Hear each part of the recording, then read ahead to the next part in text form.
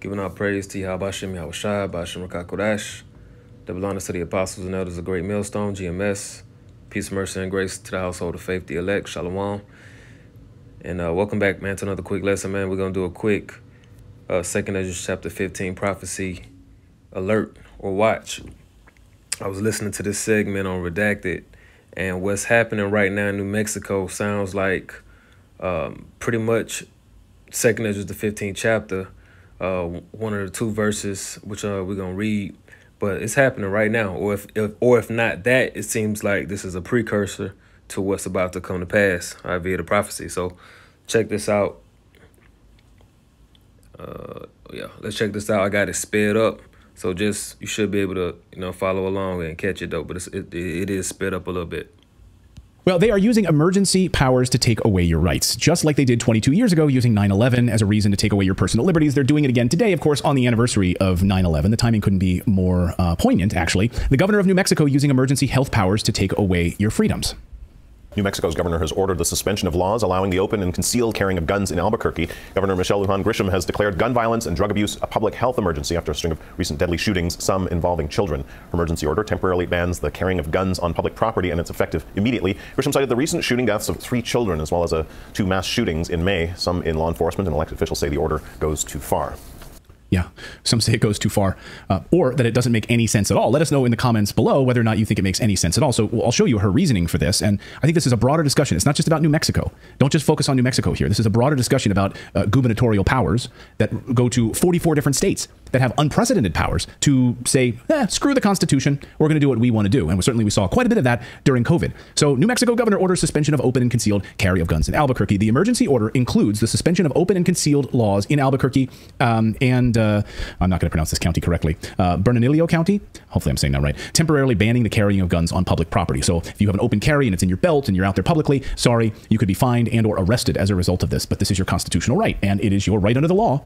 So it's a constitutional right to carry and have guns, but they're saying if the New Mexico governor says if we catch you doing it, we're going to fine you. So keep going. But forget the law. We're sidestepping laws now. That's what we're doing. The National Association of Gun Rights has also filed a lawsuit against New Mexico's Democratic governor and health secretary over this gun violence law. And they're saying that how you justifying this as a public health emergency, suspending open and concealed carrying laws in cities and counties based on crime statistics. So they have, and the argument, of course, is they have nothing to do with one another.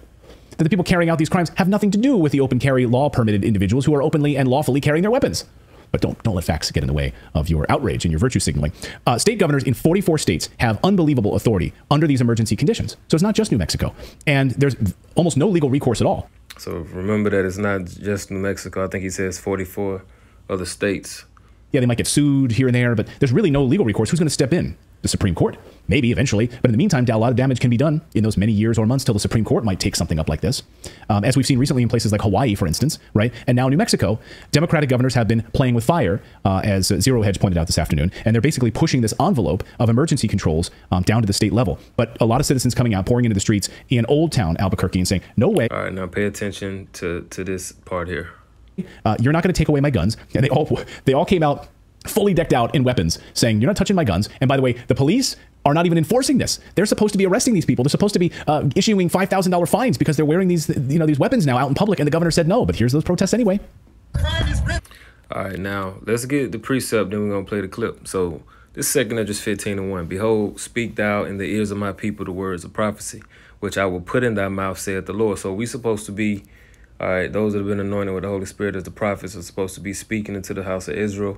All right, thus saith the Lord. All right, the words of prophecy. Prophecy means say before. We're supposed to be telling you the things that's going to come to pass before they come to pass, because that's how the Most High, all right, gets his glory. That's how he moves. That's how he shows his power. He validates his, his authority, his power, his who he is. He says what's going to come to pass before it comes to pass. Then shall you know, right? And read verse 2. It says, and cause them to be written in paper, for they are faithful and true. So we come out of the Bible, all right, because the prophecies are written in the Bible, all right, the Holy Bible. So now scroll down to verse 14. It says, woe to the world and them that dwell therein, for the sword and their destruction draweth nigh, and one people shall stand up and fight against another, and swords in their hands. For there shall be sedition among men and invading one another, and they shall not regard their kings nor princes, and the course of their action shall stand in their power. So this is a telltale sign that the sword and the destruction is nigh. All right, we got one people standing up. All right, they ain't fighting yet, but they are standing up, and they got swords in their hand, which the modern day sword is the gun. So let's check this out. And all we want to do is protect our families, our friends, our communities. I've gone on 2 combat tours with the Marine Corps and fought on the front lines. I've done 11 trips as an independent contractor. She thinks she has the right to take away my freedom to protect my community. I don't think so. This will not stand. We will not comply. So after suspending. All right, and so he's talking about the governor, which goes into here where it says, for there should be sedition among men, which sedition means conduct or speech inciting rebellion against authority, right? They should not regard their kings nor princes, which the modern day kings and princes would be your presidents, your governors, your mayors, your politicians. So that's literally what we're seeing right now. People are standing with swords in their hands, and they're having seditious speech. They're saying we will not comply. So we're right here in the midst of 2 Esdras, the 15th chapter, coming to pass. All right, the various prophecies written therein. And just to look at some other local news, it's a lot of stuff in the news right now about gun stuff, right?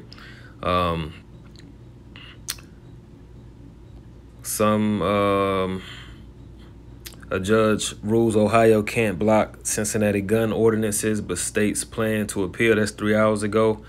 This 2 days ago, vote them out. UNC, probably University of North Carolina students, rail against North Carolina lawmakers as they demand stricter gun laws. All right, another one, domestic violence, DV advocates raise concerns about recent changes in the NC gun laws. Another one, 2 days ago, while gun control advocates celebrate victory, gun store owners struggle with new laws. Another one, 2 days ago, from Philadelphia Tribune, Pennsylvania Supreme Court to hear arguments over whether Philly can enact its own stricter gun laws. They need to save our children, families say. All right, LA Times, and city scarred by January mass shooting, California Senate candidates push for tighter gun laws. So we see another one here from Boston. Moms march on Beacon Hill, demand stricter gun laws. Another one in Missouri. Ban local gun laws, limit minors' access to firearms. So we see, at the same time, there's this push, all right, to pretty much get the swords out of the people's hands. So, one thing I've been saying, this prophecy here is going to be really big here in Babylon, because this is the most armed country in the earth, man. You have here, it's even said that there's more guns than people here. Statistically, the population is about 350 million, give or take, on paper.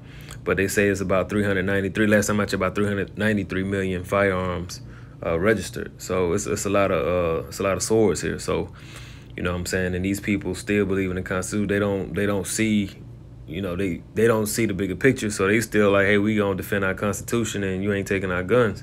So you're gonna have one people standing, which are those conservatives, all right, and you're gonna have the ones that's, the liberals, those that are, being pushed out there to push forth that agenda of we need to stricter gun laws, we don't need guns, stop, defund the police and all this. And all of this is boiling up to some major shit hitting the fan real soon. All right, so let's read it one more time. Verse 15, for the sword and their destruction draweth nigh. And this is the prophecy. He says, speaking to my people the words of prophecy, right? So the prophecy, the thing that will come to pass is this: for the sword and their destruction draweth nigh, and one people shall stand up and fight against another, and swords in their hands. All right, and they're gonna be out there fighting, getting physical, giving each other the beats, but they also gonna be out there shooting each other, man. People gonna get the goddamn, letting them off on each other, man.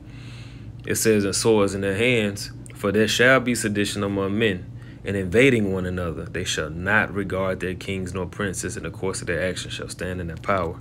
So, we see in the beginning stages of this,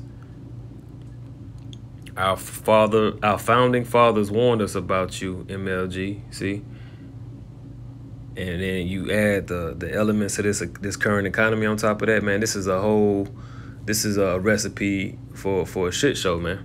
It's a recipe for this thing to go down in a major way. Play it a little bit more on that. I'm gonna go ahead and close out. I pray it was edifying.